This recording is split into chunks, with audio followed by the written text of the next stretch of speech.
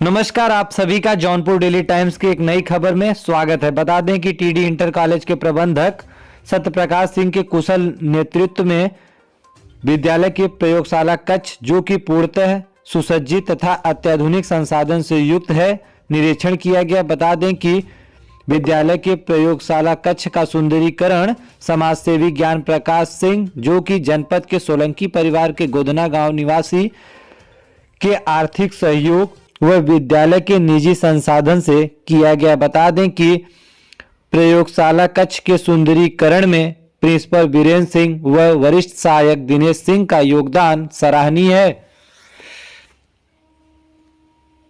सुधार हुआ है, कैंपस भी मॉडर्न हो गया है, इस पर क्या कहना है? जैसा कि आप टीडी इंटर कॉलेज के नाम से विज्ञ होंगे, प्राचीन काल में पूर्वांचल में शिक्षण जगत की जब बात आती थी तो उसमें टीडी कॉलेज प्रथम स्थान पर रहता था। आज भी हमने यह प्रयास किया है कि जो पुरातन स्थिति थी, जैसे हमारी लैब जो थी उस समय के मानक के अनुसार परिवर्तित हुई थी।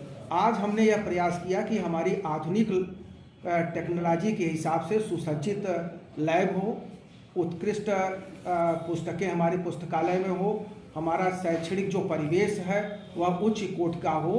यह हमने प्रयास किया है कि जो हमारा पुरातन हमारी संस्था का मान सम्मान रहा है, प्रतिष्ठा रही है, वह आधुनिकता के परिवेश में भी किस तरह से हम वैज्ञानिक रूप से सुरुचिपूर्ण ढंग से अपने छात्रों के शैक्षणिक विकास में, पाठ्य सहगामी क्रियाकलापों के उत्कृष्ट स्तर पर जो विकास हम लोग कर सकते हैं, उसका प्रयास हम कर रहे हैं। 100 साल से ज़्यादा समय हो गया इस विद्यालय का। जो साख थी वो आज भी मौजूद है क्या? उस छात्रों की संख्या में क्या इजाफा हुआ?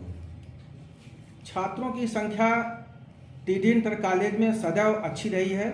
चाहे आप पहले की बात देखें, चाहे अब की बात देखें। जौनपुर जिले में सहायता प्राप्त माध्यमिक विद्यालयों में जब प्रवेश की बात आती है तो छात्र और अभिभावक टीडी इंटर कॉलेज की तरफ ही रुख करते हैं। जब हम प्रवेश का कार्य रोक देते हैं, विराम दे देते हैं, तब अन्य जो शैक्षणिक संस्थाएं हैं उसमें उनमें प्रवेश में गति आती है। और जब तक हम प्रवेश करते रहते हैं तो छात्र और अभिभावकों का यह प्रयास रहता है कि टीडी इंटर कॉलेज में ही हम प्रवेश लें। क्या कारण है कि आज छात्र छात्राएं विद्यालयों में आने की अपेक्षा कोचिंग पर ज़्यादा विश्वास कर रहे हैं? इसके पीछे क्या है? सीधी सी बात है कि हमारे के यहाँ MSc B.Ed PhD higher qualified लोग यहाँ पर हैं। और पुराने समय में छात्र जो थे वह साधारण वेशभूषा में उनका जो परिवेश रहता था उस स्थिति में रहता था। आज चमक दामक की दौड़ में जो कोचिंग संस्थाएं हैं वो आगे बढ़ने का प्रयास कर रही हैं।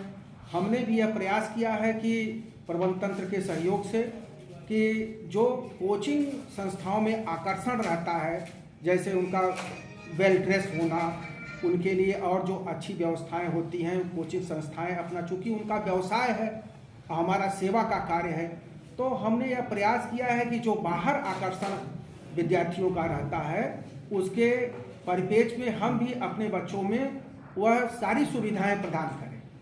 और निश्चित रूप से जो कोचिंग संस्थाएं हैं हमारे के यहाँ के ही जो छात्र होते हैं, जो असफल छात्र होते हैं, वही शिक्षण कार्य करते हैं। आप यहाँ पर देखते होंगे हमारी संस्थाओं में, हमारी जैसी संस्थाओं में आप कह सकते हैं कि बहुत प्रबुद्धशील प्राणी शिक्षक के रूप में कार्य करता है। कमीशन से सिलेक्टेड लोग आते हैं जो परीक्षाओं को पास करके आते हैं और बेहतर शैक्षणिक माहौल देने का प्रयास किया जाता है। अभिभावकों से भी हमारा विनम्र निवेदन है कि वे कोचिंग संस्थाओं के शोषण से मुक्ति लेकर के हमारी जैसी शिक्षण संस्थाओं में अपने बच्चों को पढ़ाने का कार्य करें। बोर्ड की परीक्षाओं को लेकर के बच्चों को किस प्रकार से संदेश देना चाहते हैं? बोर्ड परीक्षाओं में छात्र अगर शिक्षण कक्षों में रहा है, अपना अध्ययन किया है, तो निश्चित रूप से उसे सशंकित होने की आवश्यकता नहीं है।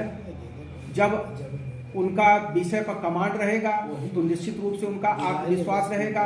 और जहाँ पर संशय की स्थिति रहेगी वहाँ पर निश्चित रूप से छात्र वह परफॉर्मेंस नहीं दे पाएंगे जो कॉन्फिडेंस लेवल उनका शिक्षण कक्षों में रहने पर और अध्ययन के करने पर होगा। ठीक है। बहुत बहुत